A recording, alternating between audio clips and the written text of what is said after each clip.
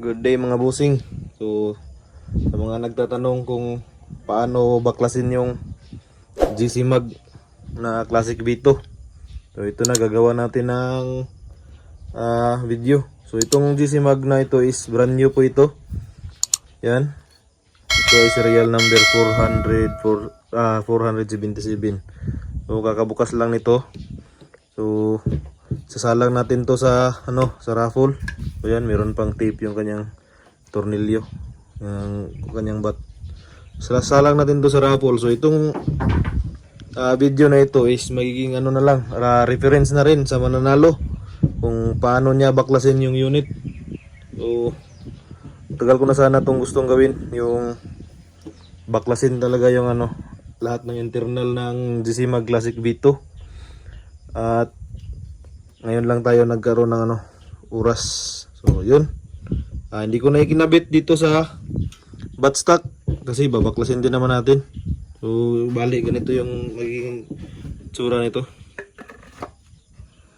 Yan, meron yung dito tornilyo, yung dalawa. So hindi ko na ikabit kasi babaklasin din naman natin. So pinakauna natin gagawin mga master, make sure natin na wala ng laman yung air cylinder natin. So mapansin nyo, meron siyang laman na nasa 2000 PSI pa yung laman niya. So delikado pag binaklas natin to na may laman, baga maging maaga yung ating yung ating Happy New Year. So pasingawin natin yan dito sa kanyang output gauge. Ito yung gagamitin natin, adjustable wrench. Dahan-dahan lang, okay, mararamdaman naman yan at maririnig nyo naman yung tunog ng hangin. Yun, dahanan natin yung ganyan. Singawain muna natin yung laman ng tangke. Okay.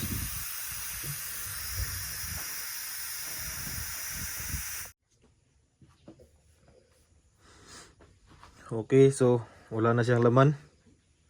Yan. Nasa zero na. Ito yung kanyang output gauge. Wala na lang laman. So ito yung tangke nag-moist. Kasi nirelease natin lahat ng hangin. At panigurado, tulak na lang itong hammer para mag-open yung valve. Yun, wala na talagang laman. So pwede nyo tanggalin yung tangke.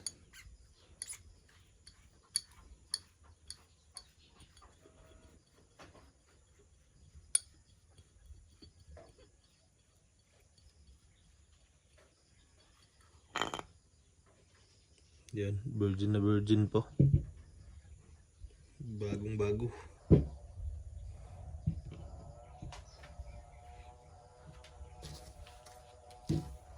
Tapos pwede natin tong tanggalin para makalas natin yung regulator.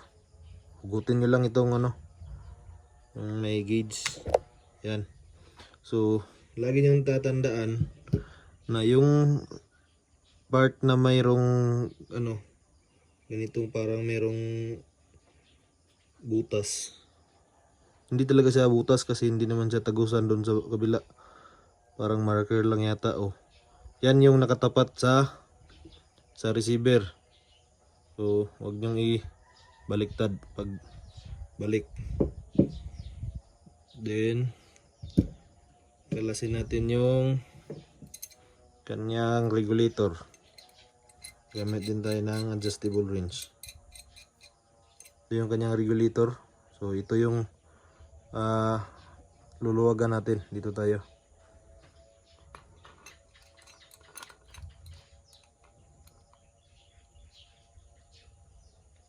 Hindi matigas.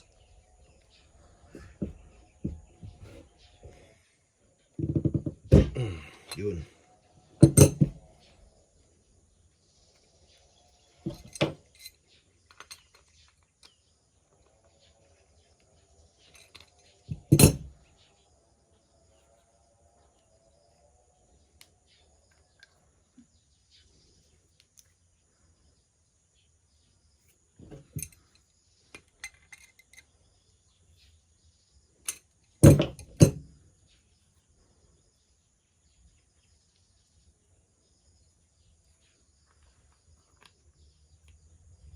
Okay.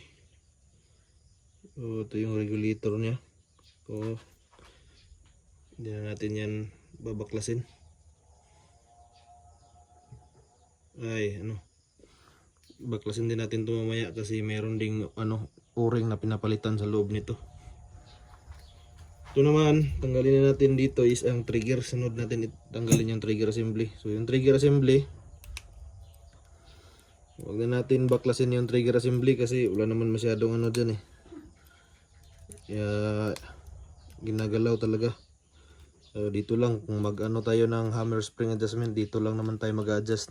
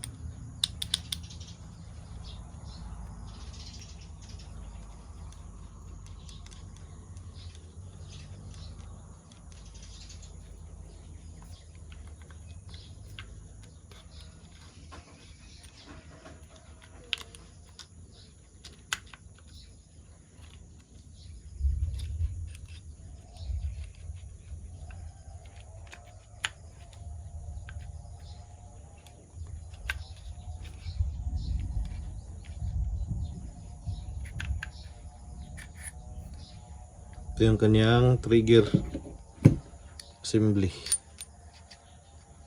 Yan. So, hindi natin yan babaklasin. Kasi wala naman tayong masyadong dyan talaga concern sa loob ng trigger assembly. Pag nag-adjust tayo ng hammer spring, dito lang naman. So, yan. So, next is yung horn. Yung clip ng barrel.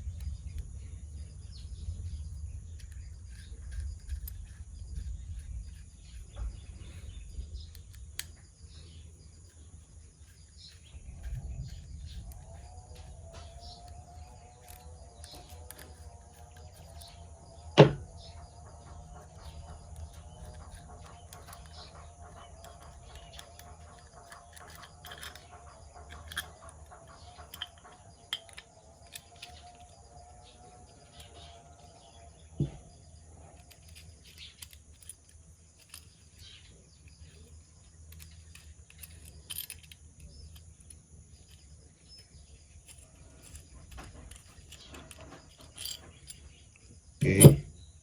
So next is tanggalin natin yung swing. So gamit tayo ng circlip para dito sa lock ng kanyang swing.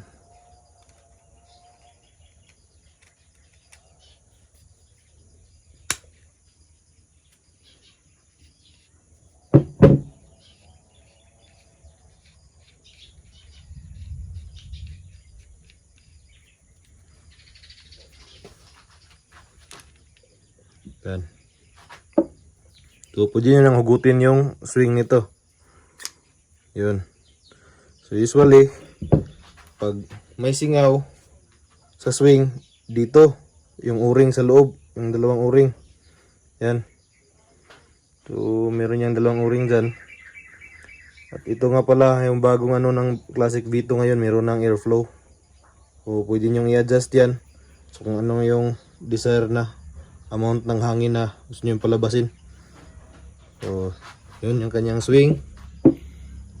At next natin is tanggalin natin dito is yung kanyang ano para sa kanyang valve housing. Meron din tayo ng Allen na 5mm.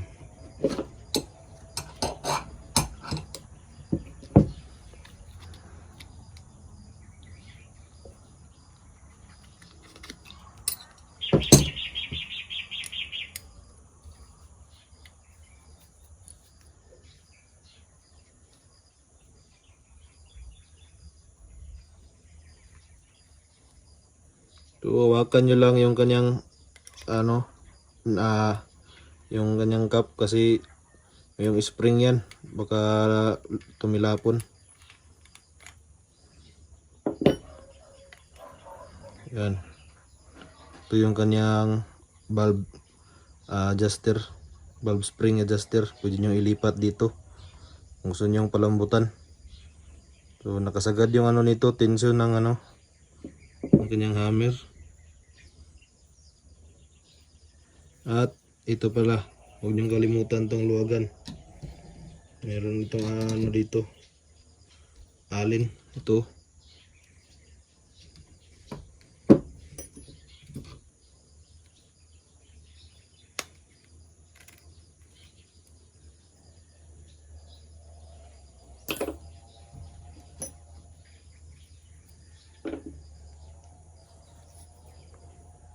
Ito siya.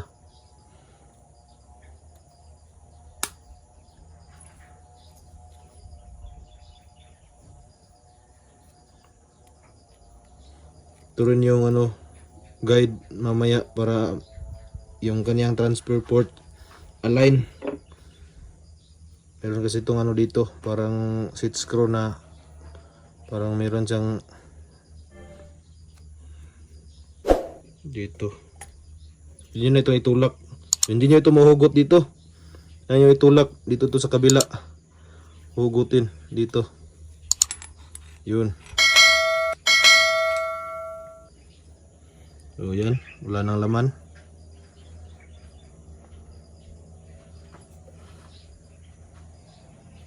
Yan. So ito yung kanyang valve assembly. So ganito itsura nito sa loob. Ganyan. At ito naman yung kanyang acetal. So usually pag sumingaw sa swing, ang problema usually dito kailangan lumapat itong masyado kailangan lapat na lapat itong acetal dito sa kanyang housing. At isa pa dito sa kanyang ano rin pag sa swing ang singaw, pag dito sa labasan ng hangin yung sumisingaw, it's either dito sa may ano sa kanyang mga o-ring or dito sa kanyang acetal talaga dito. So ginawa ko dati nung sumingaw yung personal na unit ko na GC Mag, niliha ko lang ito, nilagyan ko ng liha tapos ginanyan ko lang siya para lumapat siyang mabuti. Yung 2000 na liha yata yun. So yun. So wala na tayong ano aside sa regulator. Ito na talaga yung ano niya, yung kabuuan niya. So yan.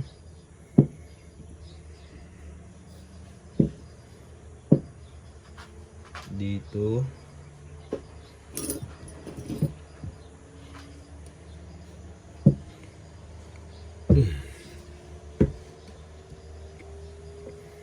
Yung kanyang hammer. Ito yung kanyang bulb.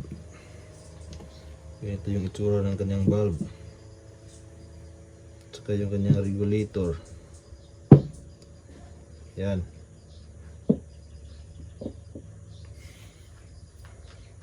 So, konti lang yung ano, parts ng GC Mag.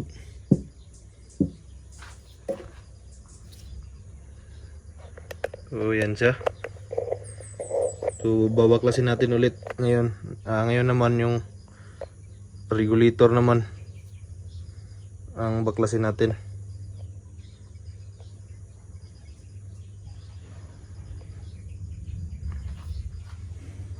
So, simple lang naman to. Hugutin nyo lang to.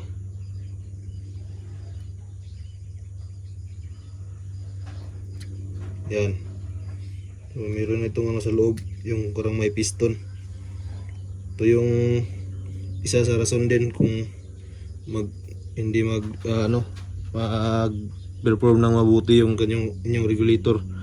Dapat ano ito, plain na plain. Yan. Yung parang asital na yan.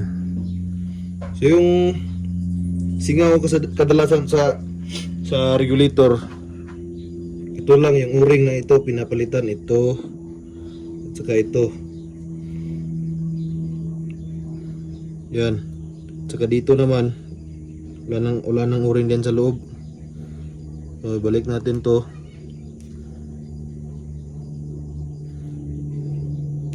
Yan. Ito lang yung pinapalitan na o-ring. Ito yung o-ring sa papunta sa tangki to. Ito yung magsisil natin ito yung magsisil dito sa ating tangki. Ito namang dalawang o-ring. Ito naman yung o-ring para dito sa may gauge at sa may fill port para walang sumingaw. Yan. So, asimbulin natin. Sa pag-adjust na pala ng ng output ng regulator ng GC Mag. Ito lang yung gagalawin.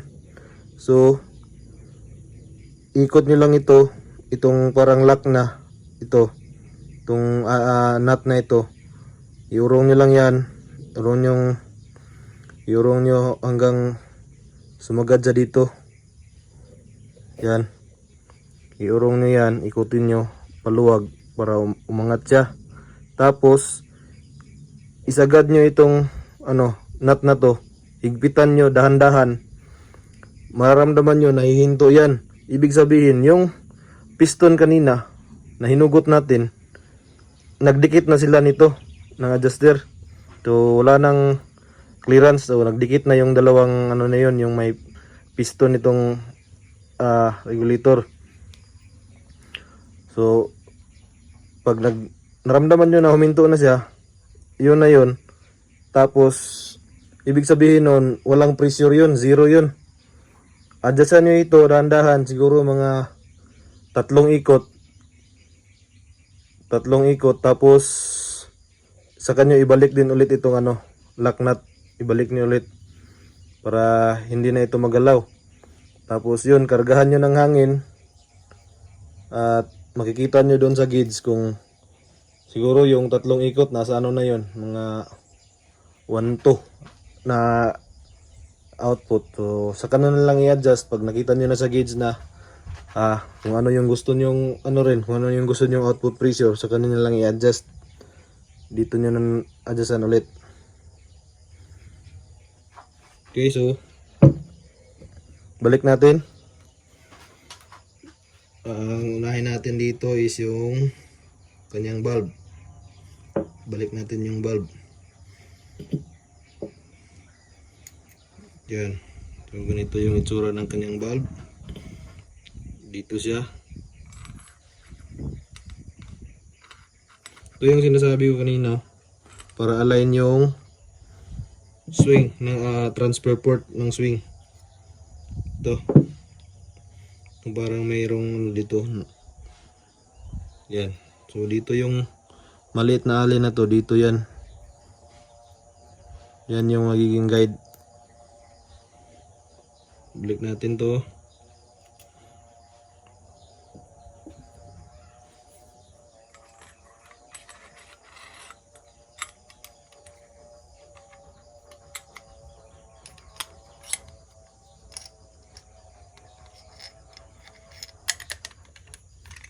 Yun.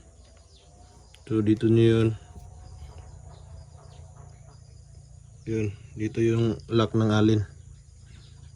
Diyan. So higpitan muna natin dito.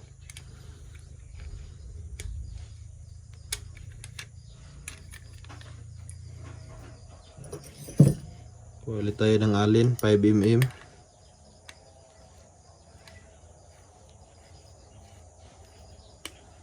So yun lang, yung pagbaklas ng GC Mag Classic B2. Sa gustong magpalit ng mga o-ring dyan,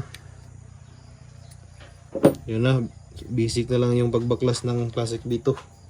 Tapos itong alin.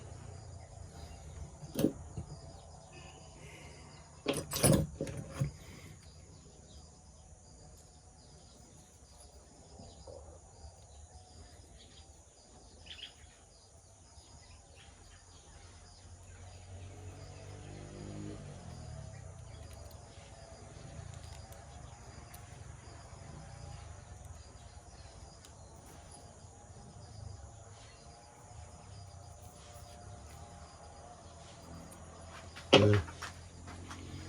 Tapos yung swing, balik natin yung swing. Yun lang.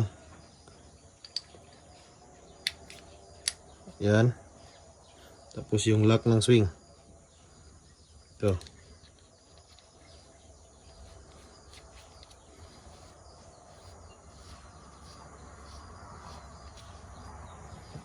Tapos higpitan natin.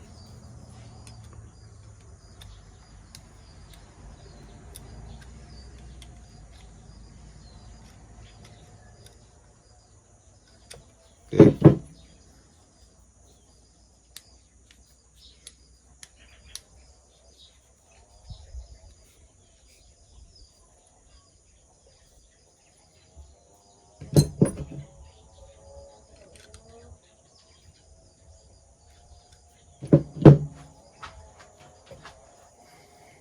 Tapos balik natin yung regulator. Ito na lang muna yung kaniyang trigger assembly.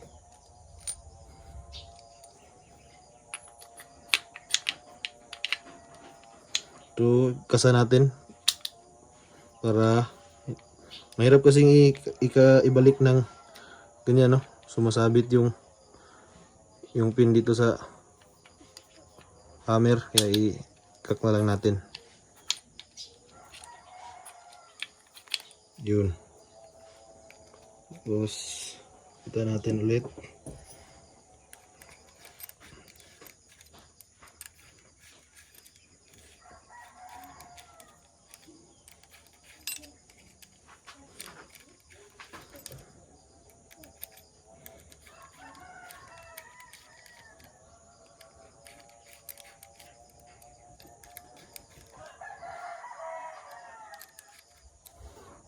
Yan.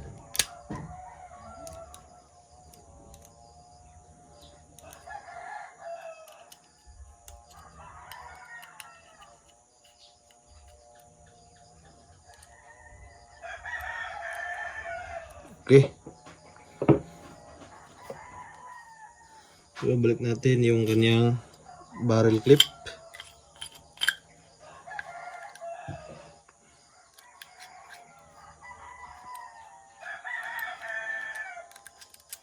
Yung regulator nito, hindi ko na ginalaw yung adjustment ng output kasi bagong bago pa kasi ito. Dapat naka factory setting pa yung kanya regulator.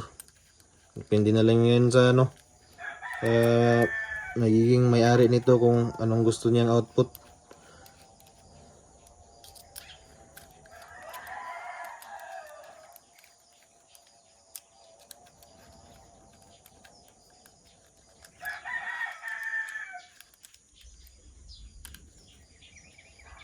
Yun. Balik natin yung kanyang clip. Tapos next natin is regulator. Ito. Kabit natin yung regulator. So, ipapansin nyo, wala talagang o-ring yan ha.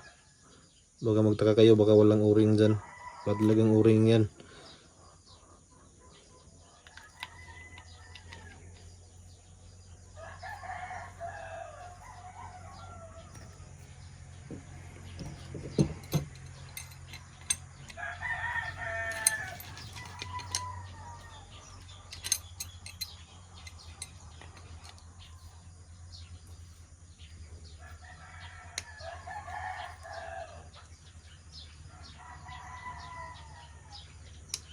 Okay. Fit siya. Tapos balik natin itong kanyang gauge at kanyang quick fill. So yung marang may ano, parang may butas, yan yung nakaharap sa receiver. Yan, ganyan. Ganyan siya. So yun lang, ganoon lang kasimple. At balik natin yung kanyang tangke. So, magpapalit kayo ng regulator, ng o-ring sa GC Mag, gusto nyo mag-overhaul, ito na lang sundan nyo. Yan. So, okay na. Tapos, kabit sa kanyang buttstock. So, di buo na ulit. Ayos mga idol.